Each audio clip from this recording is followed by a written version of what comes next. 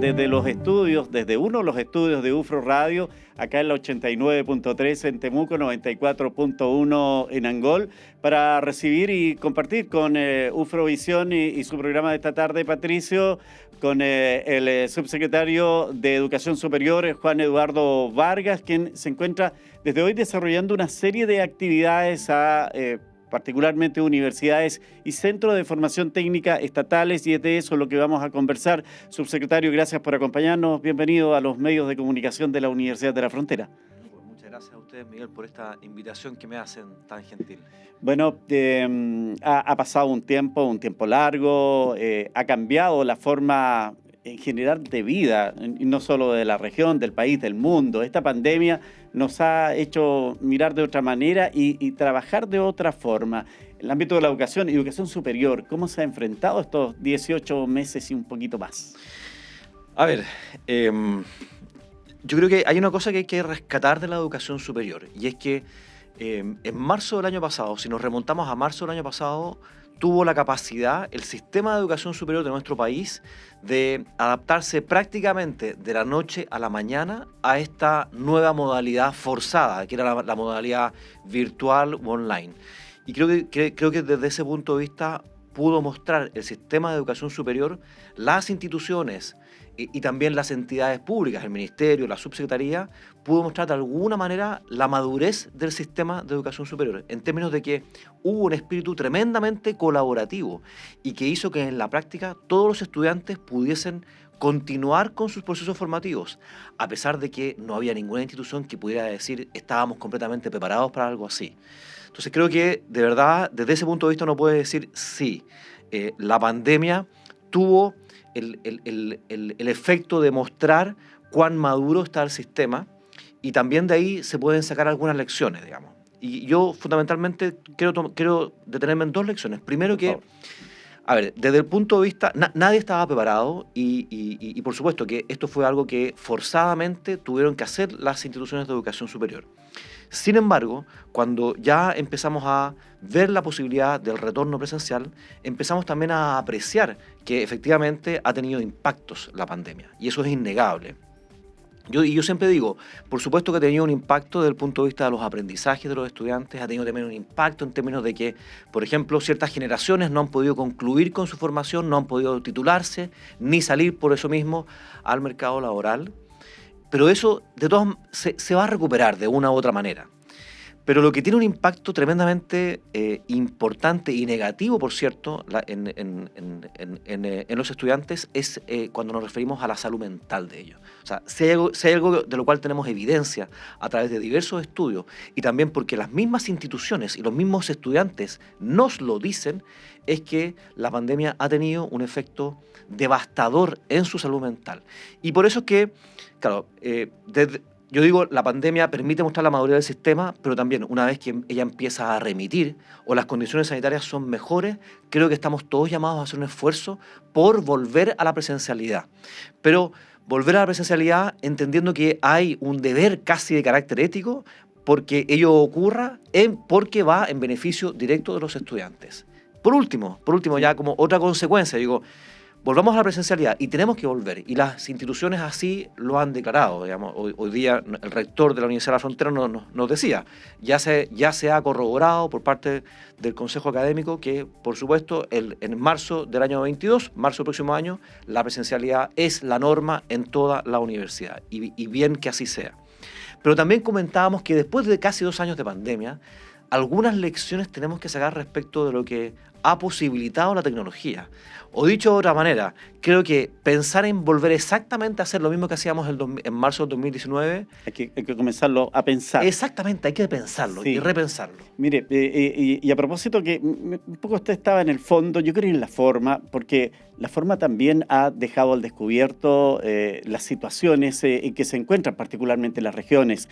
Muchos han sido los ejemplos en estos 18 meses de estudiantes arriba de los árboles, arriba de las casas, porque claro, para responder a las pruebas que se les hacía, ellos tenían que conectarse. Uno de los temas que yo creo que a las autoridades les ha quedado claro, de que Chile no es igual en Santiago, en la región metropolitana, que la Araucanía, solo porque aquí vivimos y sabemos el ejemplo que hay.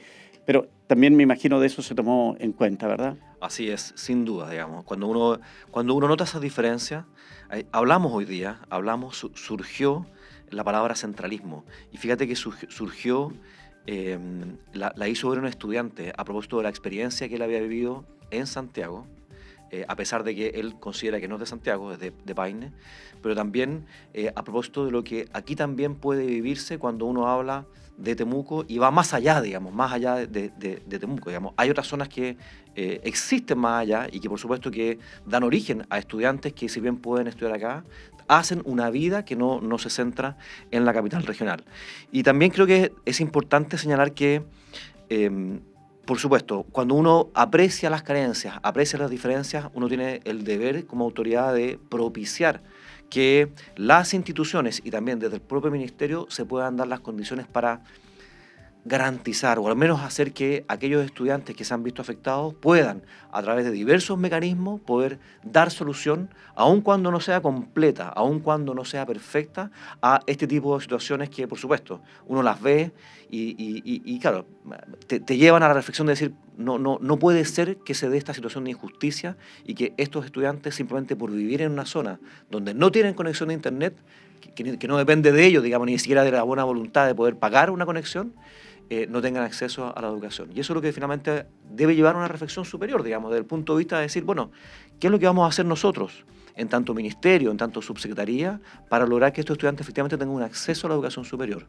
No solamente para que puedan hacer uso de ese acceso, sino para que puedan permanecer en la educación superior. No solamente eso, sino para que puedan, después de su paso por la educación superior, insertarse adecuadamente en el mercado laboral. Sí, claro, pensamos en algunas regiones donde ya está el 5G, y hay otras regiones en que estamos al final del carro de este tren que debería ser equitativo en lo que es el progreso y desarrollo de todo.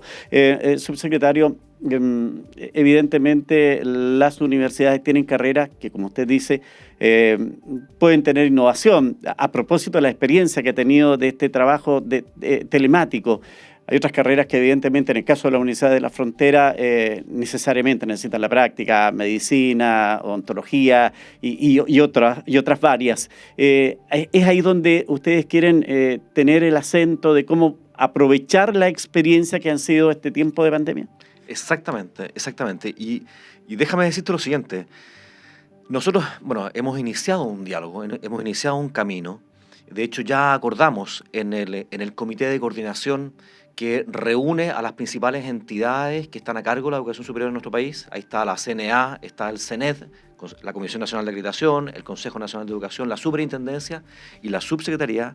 Hemos acordado iniciar un trabajo de diálogo con las instituciones de educación superior para ver qué podemos sacar en limpio, qué podemos sacar de provecho para los procesos formativos en la educación superior después de casi 2 años de pandemia. Y efectivamente, nosotros también hemos indagado, hemos preguntado internacionalmente. Hoy día yo conversaba con la vicerrectora de pregrado de la universidad, de la UFRO, y me decía que ella también había hecho una investigación internacional y no hay algún tipo de publicación, investigación, estudios o informes que den cuenta de, bueno, dónde debemos incorporar la tecnología. O sea, dicho de otra manera, no sé si estamos siendo pioneros, pero estamos avanzando al menos en preguntarnos, en hacernos la pregunta de decir, bueno, ¿en qué parte de nuestros procesos esto realmente puede ser de provecho para la formación de nuestros estudiantes? Lo que tú dices es cierto. Lo más probable es que en aquellas carreras donde las prácticas sean algo cotidiano, o al menos en esa etapa en la cual la práctica clínica es fundamental, y sin duda así lo es, especialmente en las carreras del área de salud, es muy posible que los procesos no puedan irse a una modalidad telemática. Pero quizá en otras partes sí puede haber algo de intervención. Y eso creo que es conveniente que al menos desde el punto de vista del sistema de educación superior nos lo cuestionemos y empecemos a trabajar en ver, bueno, de qué manera podemos hacer esta incorporación de la tecnología. Hay otros puntos que ligan a la Universidad de la Frontera en su desarrollo, en su vinculación no solo regional, nacional, sino también internacional. La Universidad de la Frontera está evidentemente en unos lazos con Brasil, por ejemplo, bastante interesante. Claramente este sistema online podría permitir hacer un trabajo internacional de unificación en materia que le interesa a ambas universidades, las cuales están vinculadas, y que en definitiva permita, por ejemplo, investigación internacional en ciertas materias. Sí, de todas maneras, digamos, claro, las buscó tutorías, digamos, trabajos conjuntos en términos de publicaciones, sin duda, que se facilitan a través de estos medios. Pero no solamente eso, el concepto de internacionalización, tal como lo conocíamos, probablemente cambia. O sea, el hecho de que yo sé de los esfuerzos que hacen en general las universidades por traer profesores extranjeros, y los traen, y ese profesor típicamente pasa unos días, hace una clase magistral. Bueno, ahora ese profesor puede estar, no sé, haciendo cualquier clases. parte del mundo. Exactamente, y hacer clases todo el semestre. Mm. Entonces, es interesante a lo que puede dar origen, pero por cierto, yo igual hago ver que hay ciertas partes de nuestro proceso formativos que van a tener que seguir haciéndose de forma presencial, y por supuesto la presencialidad cobra enorme relevancia cuando hablamos de la experiencia universitaria. Es decir, lo que los estudiantes buscan finalmente es un proceso formativo que por supuesto les dé las competencias para desempeñarse bien en el mundo laboral, pero también buscan una experiencia que es difícil que la provea una pantalla de un computador. Esa experiencia, junto por supuesto con el desarrollo de algunas actividades que inevitablemente deben hacerse de forma presencial, más lo que yo decía respecto a la salud mental, hacen que de todas formas los campus tengan que estar abiertos para que los estudiantes puedan ir presencialmente. Interesante esto. Vamos a salir un poquito de la Universidad de la Frontera porque naturalmente es interesante el trabajo que se está comenzando ya a reflejar en estos centros de formación técnica estatales, que tenemos la suerte de que también la Araucanía pueda contar con uno que ya lleva su tiempo en Lautaro. ¿Cuál es el balance que se hace, subsecretario, respecto a esto? A ver, el balance, yo diría que este es un centro de formación técnica que está, desde el punto de vista de su desarrollo, en un nivel más incipiente que el otro CFT que surge o que se crea a la par en el tiempo, digamos, que es el de la región del Maule. Entonces, y hay diversas razones que explican ello, digamos. Lautaro es una comunidad, digamos, más pequeña en términos del volumen de estudiantes que puede aportar, y también algunos problemas asociados al desarrollo original, a la gestión, y eso por supuesto que hace que en las nuevas autoridades del CFT deban redoblar sus esfuerzos a efectos de que este CFT pueda desarrollarse de la manera que todos esperamos, digamos. Y aquí hay que recordar un par de cosas. Primero, que estos CFT, de acuerdo a la ley, tienen un plazo de 6 años desde su creación para acreditarse, y por tanto deben tener un desarrollo importante. 6 años se dice fácil, pero pasan rápidamente, digamos. Y este CFT ya está presto a cumplir 4 años, digamos. Uh-huh. Entonces hay un desafío importante desde el punto de vista de consolidar un proyecto educativo con miras a esa acreditación. Y también lo otro que desde el punto de vista de la política pública tienen estos CFT estatales es que se espera de ellos que sean un tremendo aporte a las comunidades en las cuales están insertos.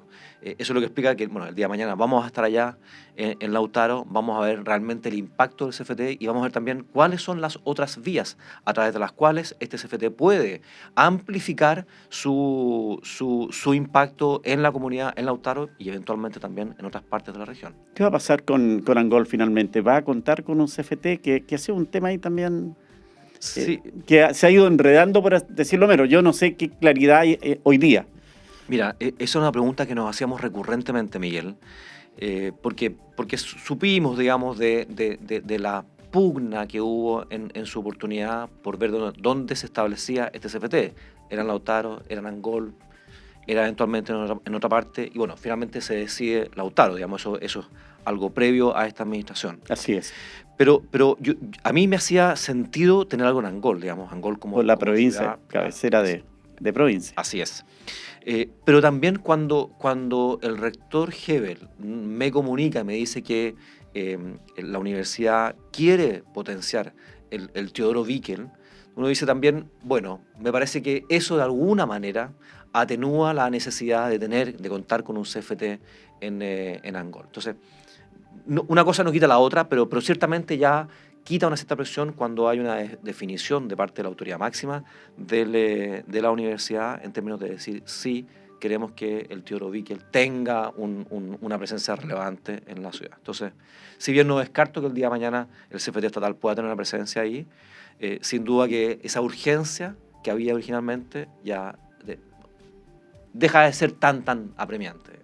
Bueno, hemos conversado en la Universidad de la Frontera, de los CFT estatales, la Universidad de la Frontera, una universidad pública. ¿Qué pasa con el resto de las universidades en la Araucanía? ¿También están insertas en, me imagino, un trabajo que recoge lo que todo gobierno quiere de lo que es el rol que cumplen, ¿verdad? Exactamente. A ver, y aquí o sea, yo diferencio dos cosas. Una es la preocupación que es inherente a la autoridad, digamos, a la subsecretaría y al ministerio, por preocuparse especialmente de nuestras instituciones. Y cuando digo nuestras, hablo de las instituciones estatales, y que por cierto es lo que finalmente guía a este periplo, este plan de visitas que yo he tenido a lo largo de Chile, digamos. Lo que principalmente buscamos nosotros con estas visitas es conocer en terreno la realidad de las instituciones de educación superior estatales, entendiendo que finalmente también son parte de la responsabilidad del Ministerio. El Ministerio no puede desentenderse de la suerte de sus instituciones o de las instituciones de carácter estatal. Entonces, eso es como lo primordial. Hay, como dice algún rector, o tienen las instituciones de educación superior estatales unas características, una especificidad tal que hace que requieran la atención y la preocupación preferente de parte de la autoridad. Pero eso es una cosa, y por supuesto que es el marco en el cual se inserta esta visita. Pero también, por otra parte, y ha sido un poco el sello de nuestra gestión, es que nosotros reconocemos el tremendo aporte que realizan todas las instituciones de educación superior del país, digamos. Y aquí hemos querido también hacer una diferencia con respecto a lo que puede haber sido una mirada previa, digamos. ¿En qué sentido? En el sentido de que finalmente esas instituciones acogen a estudiantes. Y yo sinceramente no puedo decir, no estoy en condiciones de decir, y no me parece que alguien deba decir que hay un estudiante que es de primera categoría y otro estudiante que es de segunda categoría. Todos los estudiantes, independientemente de la institución de educación superior en la cual estudian, son personas que deben ser apreciadas, valoradas por el Ministerio y por esta subsecretaría. Entonces, desde ese punto de vista, hemos querido hacer una serie de acciones que dan cuenta de que tenemos una preocupación como subsecretaría por todo el sistema de educación superior, y eso incluye, evidentemente, a instituciones de todo tipo, centros de formación técnica, institutos profesionales y universidades. Hay que recordar que hay un desbalance en términos de la preferencia que se les ha dado desde el punto de vista de acceso a recursos, por ejemplo, y también desde el punto de vista de instituciones de carácter privado versus instituciones de carácter público. Hay una preocupación de la subsecretaría por todo el sistema, preocupación que por lo demás está en la propia ley que da vida, que crea esta subsecretaría. Entonces yo con esto termino, Miguel, pero también quiero rescatar el valor y el aporte que significan las instituciones de educación superior en general a las comunidades y también, por supuesto, en términos de la formación que le dan a sus estudiantes y que permite que después esos estudiantes se conviertan en técnicos o en profesionales que son sin duda motor de desarrollo y un aporte para el país. Y no solo eso, solo un ejemplo, decirle que por todos conocidos, no es ninguna sorpresa la condición que tiene la Araucanía, la macrozona sur, con el tema de la violencia, y fueron precisamente las universidades públicas, privadas, las que se unieron para buscar diálogos, caminos de consenso que en definitiva busquen una solución a este conflicto histórico. Sin duda, sin duda. Tuve de hecho una reunión ahora. Fue de especial preocupación mía poder juntarme con los rectores y vicerrectores de las distintas universidades que están presentes en la región. ¿Y con qué objetivo? Porque yo les decía lo siguiente: lo que ustedes están haciendo en términos de abrir espacios al diálogo es demasiado relevante como para que una autoridad de gobierno, y sobre todo siendo la cartera que está a cargo de las universidades, simplemente no les diga nada, digamos. Yo vengo aquí, les dije, porque quiero agradecerles especialmente el rol que ustedes están jugando como universidades que propician este diálogo en este contexto de conflicto tan arraigado que está en la Araucanía.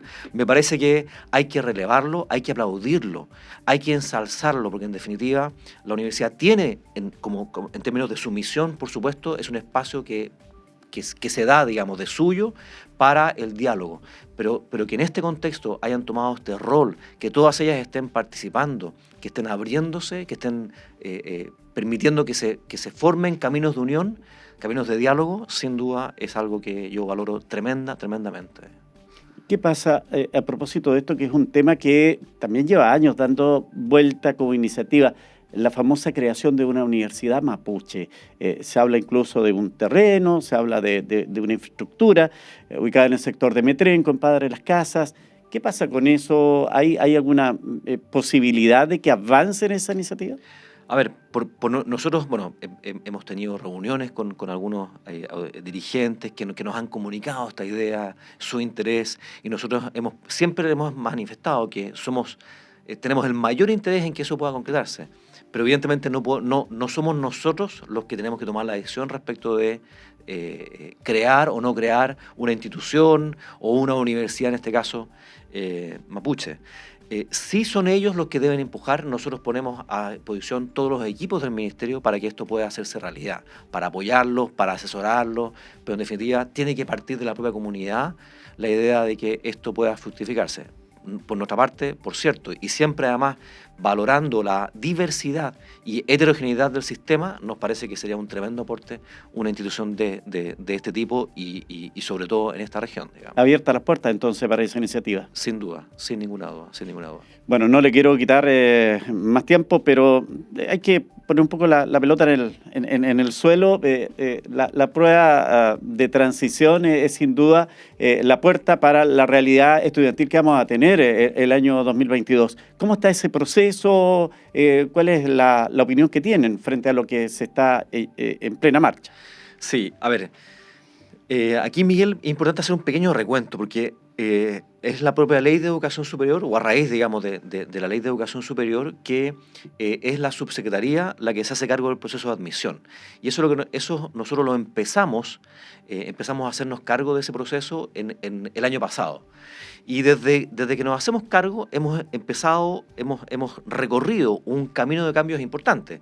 Debo recordar, bueno, se eliminó la PSU y se reemplaza por una prueba de transición. Tuvimos una primera aplicación de la prueba para el año pasado, en estricto rigor fue en enero de este año. Esta es la segunda vez que aplicamos la prueba de transición, que ya muestra cambios significativos con respecto a la PSU, pero también esta segunda versión muestra cambios con respecto a lo que fue la prueba anterior. Y quiero destacar ahí principalmente lo que arrojó. Todavía no tenemos los resultados de esta prueba, evidentemente acaba de culminar su aplicación. ¿8 de enero el resultado? 11 de enero. 11 de enero. 11 de enero para que estén atentos los estudiantes, y ese mismo día se inicia el proceso de postulación. Pero ya la primera aplicación de esta prueba mostró reducciones de brechas interesantes e importantes, que yo llamo promisorias reducciones de brechas. Es decir, este instrumento parece ser más adecuado, o sin duda lo es, que lo que era la PSU, que más bien tendía a aumentar o amplificar las brechas de origen de los estudiantes. ¿Y a qué se debe eso? Bueno, se debe a que el instrumento es mejor y ciertas partes de la... Mira, yo diría que hay dos factores fundamentales. Primero, se redujeron los contenidos. Piensa tú que hay alumnos de colegios que principalmente provenían de liceos técnicos profesionales a quienes simplemente no se les alcanzaba a pasar la materia porque los contenidos eran enormes. Entonces, no conocían los temas. Exactamente, y se produjo una injusticia enorme con esos estudiantes. ¿Cómo le puedo yo hacer una pregunta acerca de un contenido que nunca tuvo la oportunidad de ver? Y yo diría que en segundo lugar también empezar a eliminar algunas partes que producían brechas y centrarse más bien en la medición de habilidades o de competencias que en la medición de un contenido aprendido. Creo que también es algo que empieza a posibilitar la reducción de brechas. Y una última cosa que también me parece importante destacar como cambio. Ha habido muchos cambios, pero otra cosa que nosotros anunciamos hace pocos días fue una inédita aplicación de una prueba de invierno. ¿Sí?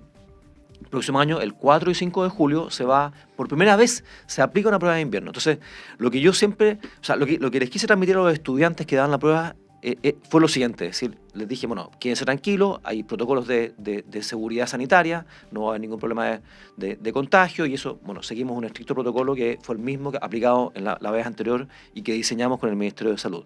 Pero también les dije lo siguiente: miren, la prueba es importante, sin duda. Ustedes pueden jugarse la entrada a la universidad, pero no es el fin del mundo. Hay otras vías. Hoy día, afortunadamente, hay más alternativas académicas. Hay otras vías de admisión que no exigen necesariamente de puntaje, pero aún así, si es que te va mal o no va como tú esperabas, ya no vas a tener que esperar un año entero para dar la prueba. ¿Cuántos de nosotros no tuvimos compañeros, amigos que, oye, ¿sabes que me fue mal? Voy a tener que esperar un año entero, voy a meterme a preuniversitario. No, ahora tienes la posibilidad real de darla a mitad de año. Y eso automáticamente significa una menor presión sobre los hombros del estudiante. Cuando el estudiante se sienta a escuchar, a contestar las preguntas y sabe que en el peor de los casos no va a tener que esperar un año entero, eso solo repercute en una menor presión y esperamos también en un mejor desempeño. Así que esa también es una buena noticia, que comunicarle a los jóvenes que eventualmente van a poder inscribirse para dar la o las pruebas de su preferencia en julio del próximo año. Aún no hay fecha exacta, pero va a ser en junio. Julio, 4 y 5 de julio. Ya está de... absolutamente definido. Maravilloso, sí. Una muy buena noticia. Bueno, subsecretario, quiero agradecer la gentileza de estar con nosotros esta tarde. Usted nos trajo el verano, pero de una temperatura increíble. ¿Se ha sentido como en Santiago? Sí, la verdad pensé que iba a estar un poco más fresco, pero en verdad no ha sido así, al menos el día de hoy. Hemos estado conversando con Juan Eduardo Vargas, subsecretario de Educación Superior, quien ha tenido la gentileza de visitar los estudios de UFRO Medio a través de UFRO Radio y UFRO Visión. Agradeciéndole la gentileza, buen pasar por la Araucanía, como siempre. Muchas gracias, Miguel, por esta invitación y por este agradable rato de conversación. Muy buenas tardes.